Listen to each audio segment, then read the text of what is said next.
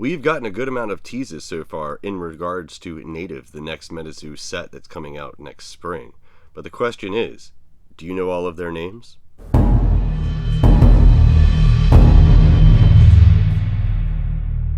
Hello and welcome back to Cryptid Theory. My name is Turmentic, and today we're going to look at all of the beasties that have been teased so far in regards to Native.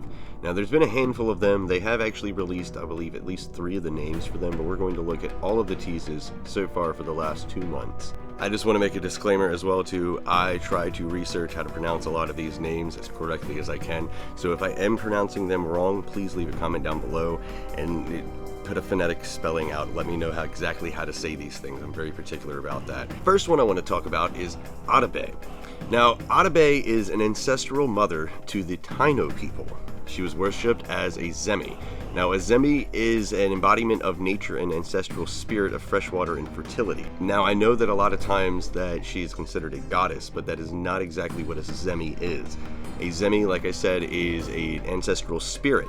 It is not the same thing as a god or a goddess. That is something that actually was lost in translation when this was trying to be translated over to English. She is the female entity who represents the earth spirit and the spirit of all horizontal water, lakes, streams, the sea, and the marine tides. She's one of the most important spirits for tribes that inhabited the Antilles, mostly Puerto Rico, Hispaniola, and Cuba. Her flavor text on the card that we've actually seen says, "Nurturing and caring, she guides fresh water through the skies and lands in the form of rain, rivers, and lakes."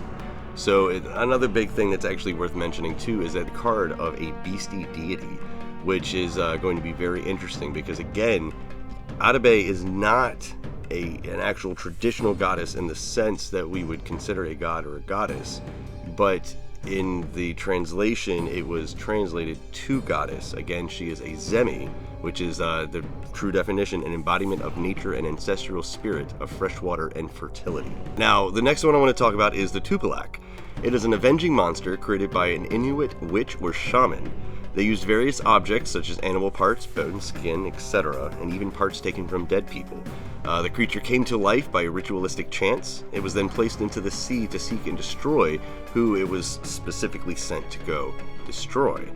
Now, creating one was risky because if the person it was going towards as actually a more powerful witch or shaman, they could actually rebound it and send it back to the original creator. Now, the only way the original creator could actually get it from coming to attack them was they would have to go out and publicly announce and admit to what they had done. A lot of these were done, all of these honestly, were done in secret. In real life lore, it's one of the reasons why the totems, we don't really have any examples of these totems, is because this was dark magic, if you will. This was something that people didn't want to get out because this is something that could have made you shunned in that community.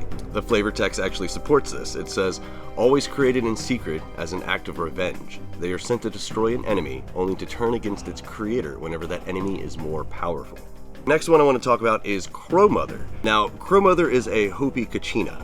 Now, a kachina is, now we're focusing specifically on the Hopi lore, are supernatural beings who visit the villages to help the Hopis with everyday activities and act as a in-between between gods and mortals. There are 3 different aspects as well to kachinas. The first one being a supernatural being, kachina dolls, and kachina dancers. Now, it's interesting because this one specifically I believe to be a kachina spirit, which is originally what we thought when this was first introduced a couple months ago. Now, Crow Mother has a couple different names, 2 of the biggest ones being Tumas and Angus Nasom Taka. She is a Wuga, one of the chief kachinas, and is considered the mother of all Hu and all other kachinas. Now, a Hu is the kachina of a hummingbird, which comes into play especially during certain ceremonies. Now, Crow Mother comes into play specifically around the Pawamu celebration, which is one of the most important Hopi ceremonies that there is. The ceremony's most important aspect, of course, is being the anticipation of the upcoming growing season. And the flavor text actually backs this up as well. It says, "One of the most important kachinas, she is responsible for initiating children into Pawamu and kachina society." Now, to be honest with you, I wouldn't be surprised if we see other depictions of kachinas in this set as well too, and it's actually very interesting too, because the first name that I mentioned that she is also known by, Tumas, is actually, the English translation to that is Crow Mother, so that's how we have the English translation of her name, Crow Mother. Now the next one I want to talk about is actually really cool. It's one of my favorites been teased so far. It's sasudu. It's a legendary creature found in many indigenous tribes of the Pacific Northwest of North America. It is described as a double-headed sea serpent. Sometimes there is a third head of another supernatural being. All three heads are usually horned, and the serpent heads typically have protruding tongues and spiral or upturned noses, with crests along its body as well. Interestingly, the protruding tongue is associated with lightning, supernatural power, and the transfer of power from an animal source to a novice. Now, the sasudu also sometimes takes the form of a canoe, keep that in mind. Shamans of various tribes believed that killing a sasudu would transfer its healing magic to them, while warriors believed its blood would make them invincible. So sasudus were actually hunted by shamans and warriors both. Now, going from sasudu, the next one I want to talk about is Winna Legolas.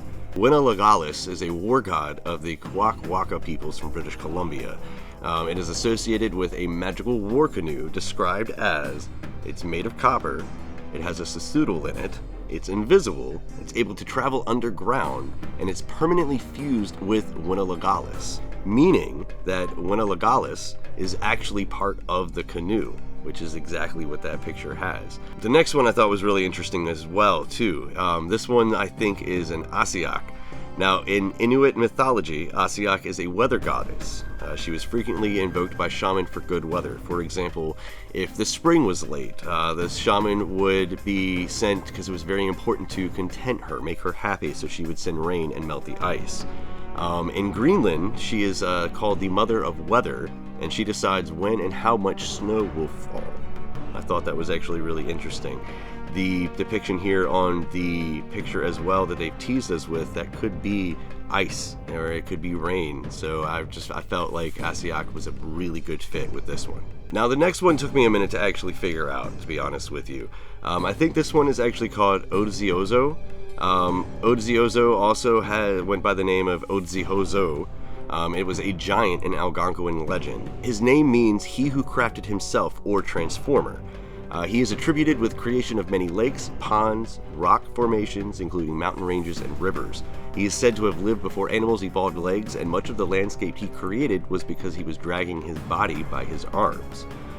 For example, the legend states that he grew his arms and head from his body, but his legs grew slowly. He passed the time by forming valleys, meadows, and hills. At one point, he took a handful of earth and flung it into the sea.